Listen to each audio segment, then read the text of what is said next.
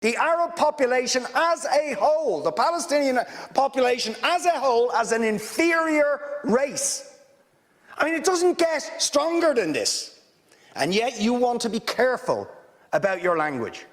You're happy to correctly use the most strong and robust language to describe the crimes against humanity of Vladimir Putin, but you will not use the same strength of language when it comes to describing Israel's treatment of the Palestinians, when it is now being documented and detailed by two of the most respected human rights organisations in the world, and indeed has been alleged by dozens and dozens of non-governmental organisations, and to be honest, anybody who looks honestly at the decades of brutal, inhumane persecution of the Palestinians, successive assaults on Gaza, the annexation of their land and territory, the systematic application of apartheid rules, you don't want to even use the word apartheid.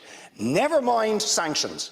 5 days sanctions against Putin and his thugs, 70 years of oppression by the Palestinians, and it wouldn't be, what was the word you used? It wouldn't be helpful to impose sanctions.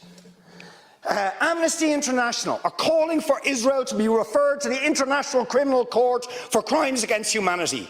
Will you support it? They are calling for targeted sanctions against Israeli officials who are perpetuating the system of apartheid, just exactly the same types of sanctions you've just initiated against Vladimir Putin. Will you support it? And I think the answer is clearly you're not going to. And then we ask the question, why? Why? With such strength of feeling, Fine Gael and Fianna Fáil and Green TD stood up one after the other, saying it was intolerable, the thuggery and the warmongering and the brutality of Putin. You wouldn't stand for it, urgent action had to be taken.